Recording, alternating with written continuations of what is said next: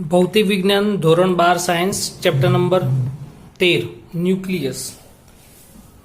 ન્યુક્લિયસમાં આપણે લાસ્ટ લેક્ચરની અંદર જે ભણ્યા એ લાસ્ટ લેક્ચરની અંદર રેડિયો એક્ટિવિટી વિશે ચર્ચા કરી હતી. રેડિયો એક્ટિવિટી બે પ્રકારના રેડિયો એક્ટિવ તત્વો હોય. એક કૃત્રિમ રેડિયો એક્ટિવ તત્વો અને કુદરતી રેડિયો એક્ટિવ તત્વો. એમાં જે યુરેનિયમ અને થોરિયમ છે એ કુદરતી રેડિયો એક્ટિવ તત્વો છે, જેની શોધ હેનરી બેકવેરેલ નામના સાયન્ટિસ્ટે કરી હતી. અને જે પ્રાયોગિક રીતે જે શોધી કાઢ્યા, જેમ કે રેડિયમ અને પોલોનિયમ, તો રેડિયમ અને પોલોનિયમ એ કૃત્રિમ રેડિયો એક્ટિવ તત્વો છે, જેની શોધ કૃત્રિમ રેડિયોએક્ટિવ તત્વો છે જેની શોધ મેડમ ક્યુરી અને તેમના હસબન્ડ પિયરી ક્યુરીએ કરી હતી. રેડિયો એક્ટિવ તત્વો એટલે શું? તો કે જે તત્વોમાંથી સ્વયંભૂ અને ત્વરિત ઉર્જાનું ઉત્સર્જન થતું હોય તો એવા તત્વોને આપણે રેડિયો એક્ટિવ તત્વો કહીશું. અને એમાં જે પહેલા ઉર્જાવાળા વિકિરણો ઉત્સર્જિત થયા એને બેકવેરેલ નામના સાયન્ટિસ્ટે એ વખતે બેકવેરેલ કિરણો નામ આપ્યું હતું. રેડિયો એક્ટિવ તત્વોની ખાસ લાક્ષણિકતા શું છે? તો એ તત્વો કોઈ બીજા તત્વો સાથે રાસાયણિક પ્રક્રિયા દર્શાવતું નથી. નંબર 2, રેડિયો એક્ટિવ તત્વો કોઈ બીજા તત્વ સાથે રાસાયણિક પ્રક્રિયા કરતું નથી. વળી રેડિયો એક્ટિવ તત્વની ઉર્જાના ઉત્સર્જન દરમાં કોઈ ફેરફાર કરી શકાતો નથી. આપણે મન ફાવે તેમ વધારે ઉર્જા જોઈએ એટલે વધારી શકાય, ઓછી કરી શકાય એવું શક્ય નથી. રેડિયો એક્ટિવ તત્વો એ આપમેળે સતત એની રીતે 24 કલાક 365 દિવસ ઉર્જાનું ઉત્સર્જન કર્યા જ કરે. અને કેટલા ટાઈમ સુધી? તો એ રેડિયો એક્ટિવ તત્વો ઉપર ડિપેન્ડ છે. કોઈક રેડિયો એક્ટિવ તત્વો એવા હોય કે 2, 5 કે 10 સેકન્ડ સુધી ઉર્જાનું ઉત્સર્જન કરે ને પછી એ લુપ્ત થઈ જાય, એટલે કે એનો ક્ષય થઈ જાય, નાશ થઈ જાય. જ્યારે અમુક રેડિયો એક્ટિવ તત્વો એવા છે કે જે 1200 વર્ષ, 1500 વર્ષ, 2000 વર્ષ સુધી સતત ઉર્જાનું ઉત્સર્જન કર્યા જ કરે. અને માટે રેડિયો એક્ટિવ તત્વોનો ઉપયોગ રાસાયણિક બોમ્બ એટલે કે અણુ બોમ્બ, જે આપણે એટમ બોમ્બ કહીએ, એ બનાવવા માટે રેડિયો એક્ટિવ તત્વોનો ઉપયોગ થાય છે. જે હિરોશીમા અને નાગાસાકીમાં જેનો ઉપયોગ થયો હતો, તો હજુ પણ ખોળ ખાપણવાળા બાળકો જન્મે છે. એનું કારણ રેડિયો એક્ટિવ વિકિરણો, જે ખૂબ જ વધારે હાનિકારક છે હ્યુમન બોડી માટે. વળી રેડિયો એક્ટિવ તત્વો જે છે એની ઉપર એની ઉર્જાના ઉત્સર્જન દરમાં તાપમાન કે દબાણ કે બાહ્ય પરિબળોની કોઈ જ અસર થતી નથી.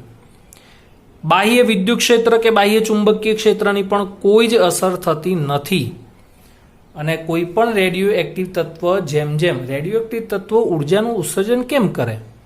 તો આપણને જ્યારે કુદરતમાંથી, જેમ આપણને ક્રૂડ ઓઇલ મળે છે એવી રીતે આ કુદરતી રેડિયો એક્ટિવ તત્વો આપણને જ્યારે ખનિજમાંથી મળી આવે ત્યારે એ ખૂબ જ અસ્થાયી તત્વો હોય છે. અને આ અસ્થાયી રેડિયો એક્ટિવ તત્વો ઉર્જાનું ઉત્સર્જન કરીને સ્થાયી બનવાનો પ્રયત્ન કરે. આપણને જે રેડિયો એક્ટિવ તત્વો મળે છે એ ખૂબ જ અસ્થાયી ન્યુક્લિયસ છે. એ રેડિયો એક્ટિવ વિકિરણોનું ઉત્સર્જન કરીને સ્થાયીપણું પ્રાપ્ત કરવાનો પ્રયત્ન કરે. અને જેમ ઉર્જાનું ઉત્સર્જન કરતો જાય તેમ રેડિયો એક્ટિવ તત્વોનો ધીમે ધીમે ક્ષય થાય છે, એટલે કે નાશ થાય છે. જેમ યર બાય યર આપણે જેમ બર્થડે સેલિબ્રેટ કરીએ એમ આપણો પણ ધીમે ધીમે ક્ષય થાય છે, એટલે કે આપણે મૃત્યુ તરફ જઈ રહ્યા છે એવું કહી શકાય. તો એવી રીતે જ રેડિયો એક્ટિવ તત્વોનું પણ એવું જ છે. એ જેમ ઉર્જાનું ઉત્સર્જન કરે તેમ એનો ધીમે ધીમે ક્ષય થાય છે, નાશ થાય છે. રેડિયો એક્ટિવ ક્ષયમાં 3 પ્રકારના વિકિરણોનું ઉત્સર્જન થાય છે: આલ્ફા, બીટા અને ગામા. એટલે કે આલ્ફા ક્ષય, બીટા ક્ષય અને ગામા ક્ષય. આલ્ફા ક્યારે ઉત્પન્ન થાય? જ્યારે આને જે પ્રક્રિયક છે આને કહેવાય પેરેન્ટ ન્યુક્લિયસ, આને કહેવાય ડોટર ન્યુક્લિયસ. આને પેરેન્ટ એલિમેન્ટ કહેવાય, આને ડોટર એલિમેન્ટ કહેવાય. એટલે ગુજરાતીમાં કેવું હોય તો આને જનક તત્વ કહેવાય, આને જનિત તત્વ કહેવાય. આને જનક તત્વ કહેવાય, આને જનિત તત્વ કહેવાય. જે તત્વોમાંથી આલ્ફા બીટા ગેમાનું ઉત્સર્જન થાય એને જનક તત્વ કહેવાય, અને આલ્ફા બીટાનું ઉત્સર્જન થયા બાદ જે નવું તત્વ પ્રાપ્ત થાય એને જનિત તત્વ કહે છે. આ પેરેન્ટ અને આ ડોટર. તો અહીંયા શું છે? આલ્ફા કણ ક્યારે ઉત્સર્જન થાય? જ્યારે જનિત ન્યુક્લિયસના પરમાણુ ક્રમાંકમાં 2 એકમ અને પરમાણુ દળાંકમાં 4 એકમનો ઘટાડો થાય ત્યારે આલ્ફા કણ ઉત્સર્જન થાય. બીટા માટે બીટાના પાછા 2 પ્રકાર, beta minus beta plus. Electron અને પ્રોઝિટ્રોન. પ્રોઝિટ્રોન એ ઇલેક્ટ્રોનનો એન્ટી પાર્ટિકલ છે, પ્રતિકણ છે. પ્રોઝિટ્રોન એ પ્રોટોન નથી, ખાસ ધ્યાન રાખજો. ઇલેક્ટ્રોન અને પ્રોઝિટ્રોનમાં સિમિલારિટી શું છે? ઇલેક્ટ્રોન એ ઋણ વિદ્યુતભારિત છે, પ્રોટોન એ ધન વિદ્યુતભારિત છે. આટલો જ ફરક. બાકી બધા જ ગુણધર્મો સમાન છે, બંનેના દળ પણ સમાન છે. જે ઇલેક્ટ્રોનનું દળ એ જ પ્રોઝિટ્રોનનું દળ, એટલે પ્રોઝિટ્રોન એ પ્રોટોન નથી. બીટા પ્લસ કહેવાય અને બીટા માઇનસ કહેવાય. તો આમાં શું થાય? પરમાણુ ક્રમાંકમાં 1 એકમનો વધારો થાય તો સમજવું કે બીટા માઇનસ કણનું ઉત્સર્જન થાય છે, અને જનિત ન્યુક્લિયસમાં પરમાણુ ક્રમાંકમાં 1 એકમનો ઘટાડો થાય તો સમજવાનું કે પ્રોઝિટ્રોન ઉત્સર્જન થાય છે. પરમાણુ દળાંકમાં કોઈ ફરક પડતો નથી. અને જનક અને જનિત બેમાં પરમાણુ ક્રમાંક દળાંક એના એ જ રહે તો સમજવું કે ગામા કણનું ઉત્સર્જન થયું. હવે આલ્ફા બીટા ગામાની વાત કરીએ, એને વધારે સમજીએ તો આલ્ફા એ ધન વિદ્યુતભારિત છે, બીટા એ ઋણ વિદ્યુતભારિત છે, અને ગામા એ તટસ્થ છે. નંબર 2, આલ્ફા એ હિલિયમનું જ ન્યુક્લિયસ છે, એટલે એને 2He4 કહેવાય. બીટા એ ઇલેક્ટ્રોન કાં તો પ્રોઝિટ્રોન છે, ઇલેક્ટ્રોનને -1E0 લખાય, કાં તો બીટા માઇનસ લખાય, કાં તો E માઇનસ લખાય. જ્યારે પ્રોઝિટ્રોનને આપણે +1E0 કહીશું, બીટા પ્લસ કહીશું, કાં તો E પ્લસ કહીશું. જ્યારે ગામાનો કોઈ સંકેત નથી. નંબર 3, આલ્ફા એ દ્રવ્ય પાર્ટિકલ છે. આલ્ફા એ દ્રવ્ય કણ છે, બીટા પણ દ્રવ્ય કણ છે, પણ ગામા એ કણ નથી, એ વિદ્યુત ચુંબકીય તરંગ છે. આલ્ફાનો વેગ એ ન્યુક્લાઇડ ઉપર આધારિત છે. ન્યુક્લાઇડ એટલે આપણે જે રેડિયોએક્ટિવ તત્વ લઈએ એની ઉપર ડિપેન્ડ છે. એ જ મુદ્દો બીટા બીટા કણનો પણ વેગ એ ન્યુક્લાઇડ ઉપર આધારિત છે. જ્યારે ગામા વિકિરણનો વેગ એ પ્રકાશના વેગ જેટલો હોય છે, ગમે તે ન્યુક્લાઇડ હોય. ગામા કિરણનો વેગ કેટલો હોય? તો 3 × 10⁸ મીટર પ્રતિ સેકન્ડ. એટલે કે આ ગામા વિકિરણો તો આપણે 8મા ચેપ્ટરમાં ભણ્યા વિદ્યુત ચુંબકીય તરંગોમાં. તો ગામા એ શું છે? વિદ્યુત ચુંબકીય તરંગ છે. અને જેટલા પણ વિદ્યુત ચુંબકીય તરંગો હતા એ બધાનો વેગ કેવો હોય? પ્રકાશના વેગ જેટલો, 3 × 10⁸ મીટર પ્રતિ સેકન્ડ. એના પછી આપણે વાત કરીએ, આ ટોપિક એક્ટિવિટીનો છે. એક્ટિવિટી અને તેના એકમો. આ એક્ટિવિટીને આપણે ક્ષય દર કહીશું, કાં તો એને કહેવાય વિભંજન દર. ક્ષય દર, વિભંજન દર અને એક્ટિવિટી આ બધું એક જ. રેડિયો એક્ટિવ નમૂનામાં એકમ સમયમાં ક્ષય એટલે કે વિભંજન પામતા ન્યુક્લિયસની સંખ્યા એ તે સમયે તે નમૂનામાં રહેલા ન્યુક્લિયસની કુલ સંખ્યાના સમપ્રમાણમાં હોય છે. નમૂનામાં ન્યુક્લિયસની સંખ્યા જો કેપિટલ N હોય અને જો તેમાંથી ΔT સમયમાં ΔN ન્યુક્લિયસનું જો વિભંજન થતું હોય તો સૂત્ર આવશે ΔN/ΔT ચલે છે -n. ΔN છેદમાં ΔT ચલે છે -n. ઋણ નિશાની શું દર્શાવે છે? સમય જેમ વધે તેમ n ઘટે. ખાસ યાદ રાખજો, આ n શું છે? તો અવિભંજિત ન્યુક્લિયસની સંખ્યા. અવિભંજિત ન્યુક્લિયસની સંખ્યા મીન્સ કે જે બાકી રહેલા ન્યુક્લિયસ છે એ. જેમ આપણી ઉંમર આપણને ખબર પડી જાય કે આપણે 70 વર્ષ જીવવાના છીએ અને આપણો 20મા વર્ષનો બર્થડે સેલિબ્રેટ કરતા હોય તો 20 વર્ષ આપણે જીવી ગયા એટલે 20 વર્ષ એ ક્ષય કહેવાય, એ વિભંજિત ભાગ કહેવાય. 20 વર્ષ જે આપણે વીતી ગયા છે, જીવી ગયા છીએ, એને વિભંજિત ભાગ કહેવાય. અને જે જીવવાનું બાકી છે એટલે કે બાકીના 50 વર્ષ એ અવિભંજિત ભાગ કહેવાય, એ અવિભંજિત ભાગ કહેવાય. અને જેમ જેમ સમય વધે એમ અવિભંજિત ભાગ શું થાય? ઘટતો જાય. આપણે જેમ જેમ બર્થડે સેલિબ્રેટ કરીએ એટલે મેં કીધું એમ 20 વર્ષ, 21 વર્ષ, 22 વર્ષ, તો જે જીવી ગયા છીએ ને એ ભાગ વધતો જાય અને જે જીવવાનું બાકી છે એ ભાગ ઘટતો જાય. તો એવી રીતે આ છે delta N by delta T ચલે છે માઇનસ એન. તો ઋણ નિશાની શું દર્શાવે છે? સમય વધતો જાય. સમય તો વધવાનો જ છે. સમય વધે તો અવિભંજિત ભાગ શું થાય? ઘટે. અને એ ઘટાડો દર્શાવવા માટે આપણે આગળ માઇનસ મૂક્યું. તો delta N by delta T is equals to minus lambda N.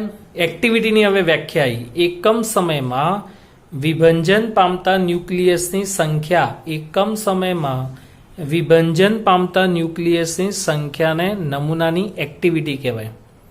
Activity કહો કે વિભંજન દર કહો કે ક્ષય દર કહો, બધું સરખું જ કહેવાય. Activity R is equal to minus D N by DT is equal to lambda N. એટલે R is equal to lambda N. આ સૂત્ર ધ્યાન રાખજો. આર બરાબર લેમ્ડા એન. આર એટલે એક્ટિવિટી, લેમ્ડા એટલે ક્ષય નિયતાંક અને એન એટલે અવિભંજિત ન્યુક્લિયસની સંખ્યા. ક્ષય નિયતાંકની વાત કરીએ તો એનો એકમ છે second inverse, day inverse, hour inverse, minute inverse, year inverse, ટૂંકમાં સમયનો બેસ. કોઈ પણ રેડિયો એક્ટિવ નમૂના માટે ખાસ ધ્યાન રાખજો, કોઈ પણ રેડિયો એક્ટિવ નમૂના માટે જેમ જેમ સમય વધતો જાય તેમ તેમ અવિભંજિત ભાગ ઘટતો જાય, એક્ટિવિટી ઘટતી જાય, પણ લેમ્ડાનું મૂલ્ય કેવું રહે? અચળ. ફરીથી આપણા સાથે કમ્પેરિઝન કરીએ ને તો જેમ જેમ સમય વધતો જાય તો અવિભંજિત ભાગ ઘટતો જાય, તો એક્ટિવિટી શું થાય? ઘટે. 20-25 વર્ષનો યુવાન હોય એની એક્ટિવિટી 50-55 વર્ષ કરતાં એના ફાધર કરતાં એક્ટિવિટી કેવી હોય? ઓછી, અરે વધારે. 25-30 વર્ષ, કારણ કે એને જીવવાનું હજી વધારે બાકી છે. નાની ઉંમરનો કોઈ વિદ્યાર્થી હોય એના ફાધર કરતાં એની એક્ટિવિટી વધારે હોય, પણ જેમ જેમ સમય વધતો જાય તો એક્ટિવિટી ઘટતી જાય. તો લેમ્ડાનું મૂલ્ય કેવું રહે? અચળ. એક્ટિવિટીના બે એકમો છે. સાયન્ટિસ્ટોને માન આપીને એક્ટિવિટીના બે એકમો. કુદરતી રેડિયોએક્ટિવ તત્વની શોધ બેકવેરલે કરી અને કૃત્રિમ રેડિયોએક્ટિવ તત્વની શોધ ક્યુરીએ કરી. અને ક્યુરી અને મેડમ ક્યુરી અને પિયરી ક્યુરી, આ રેડિયોએક્ટિવ તત્વની આપણે વાત કરી ને, ક્યુરીએ શેની શોધ કરી હતી? રેડિયમ અને પોલોનિયમ. રેડિયમનો તો આપણે યુઝ કરીએ છીએ, ગાડી પાછળ રેડિયમ લગાડીએ છીએ, રોડ ઉપર હાઈવે ઉપર રેડિયમ લગાવેલું હોય. તો રેડિયમ અને પોલોનિયમ આ બે રેડિયોએક્ટિવ તત્વો છે જેની શોધ ક્યુરીએ કરી હતી. અને મેડમ ક્યુરી અને પિયરી ક્યુરી બંને પોતે બ્લાઇન્ડ પણ થઈ ગયા હતા. આ પ્રયોગ કરતી વખતે બંને પોતે અંધ પણ થઈ ગયા હતા. ઓકે, ક્યુરી પેલા બેકવેરલની વાત કરીએ. દર એક સેકન્ડમાં એક ન્યુક્લિયસનું જો વિભંજન થતું હોય તો નમૂનાની એક્ટિવિટી એક બેકવેરલ છે તેમ કહેવાય. એક સેકન્ડમાં એક ન્યુક્લિયસનું વિભંજન થતું હોય તો નમૂનાની એક્ટિવિટી એક બેકવેરલ છે તેમ કહેવાય. એટલે 1 big Q is equal two 1 વિભંજન પર સેકન્ડ. ક્યુરી દર એક સેકન્ડમાં 3.7 ગુણ્યા 10 ન્યુક્લિયસનું વિભંજન થતું હોય. જુઓ કેટલું બધું વિભંજન વધારે છે. પણ ઊંધું પણ થાય કે જે તત્વ વધારે ન્યુક્લિયસનું વિભંજન કરતું હોય તો એવા તત્વો કેવું હોય? દીર્ઘ આયુવાળા તત્વો હોય, અરે અલ્પ આયુષ્યવાળા તત્વો હોય, ઓછું જીવનારા તત્વો હોય. તો દરેક સેકન્ડમાં 3.7 ગુણ્યા 10 ન્યુક્લિયસનું વિભંજન થતું હોય તો નમૂનાની એક્ટિવિટી એક ક્યુરી છે તેમ કહેવાય. એટલે એક ક્યુરી બરાબર 3.7 ગુણ્યા 10 વિભંજન પર સેકન્ડ. હવે ક્યુરી અને બેકવેરલ વચ્ચેનો સંબંધ, તો 1 ક્યુરી બરાબર 3.7 ગુણ્યા 10 બેકવેરલ. એક વર્ષે ગુજકેટમાં પ્રશ્ન પૂછાયો હતો કે 1 નેનો ક્યુરી બરાબર કેટલા બેકવેરલ. ગુજસેટમાં 1 માર્કમાં પ્રશ્ન હતો. 1 નેનો ક્યુરી, નેનો એટલે 10 ની -9, એટલે અહીંયા -9, તો અહીંયા -9 વડે ગુણવા પડે. 10 માંથી 9 એટલે 1, એટલે જવાબ આવશે 37. 1 નેનો કુલમ બરાબર 37 બેકવેરલ. તો આ થયું એક્ટિવિટી અને તેના એકમોની વાત.